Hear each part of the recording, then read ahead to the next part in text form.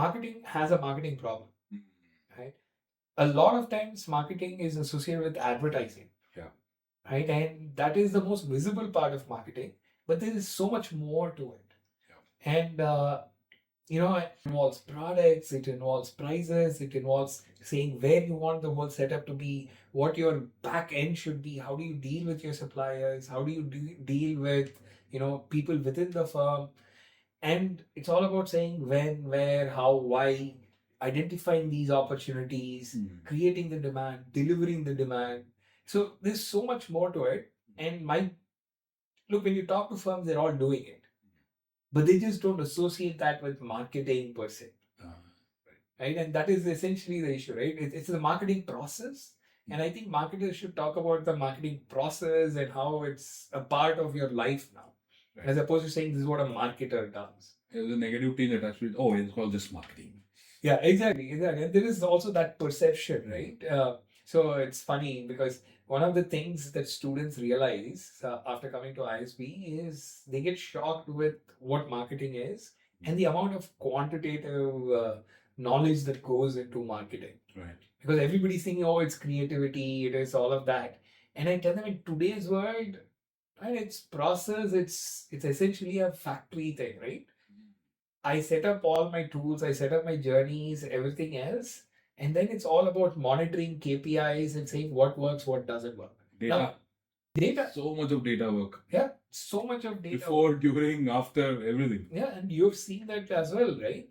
And I keep telling them, look, your perception of marketing no longer exists.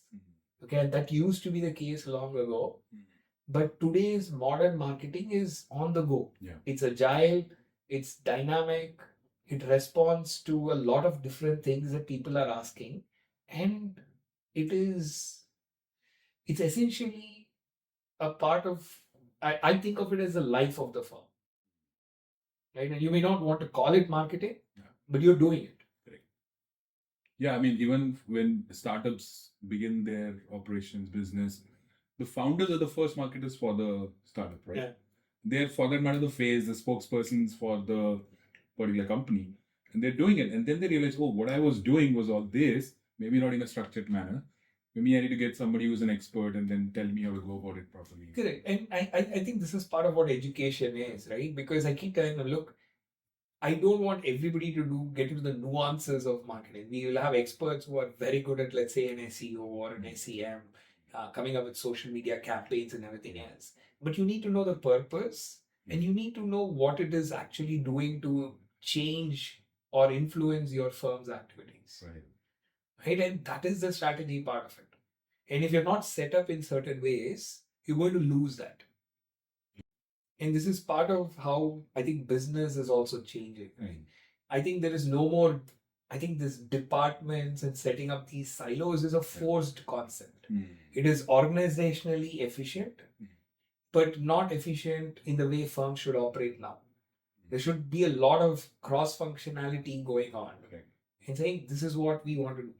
In fact, one of the frameworks that I'm pitching nowadays is how marketers are orchestrators. Oh, yeah. And it's like saying, look, the minute I sense an opportunity to not just selling, but retention, engagement thereon, to referrals, word of mouth, that's what the marketer is doing. And at each point, he's orchestrating these journeys, making the flows happen and saying, okay, this is what the consumer wants. Yeah. Right? And that is the way to think about it. And now you figure out, okay, where should other things fall? You're so right, because, what I do in my organization or wherever I've worked in the past, I always tell that, look, everyone in the company is marketing the company in some manner or the other. They are effectively the brand ambassadors of the company, I would say.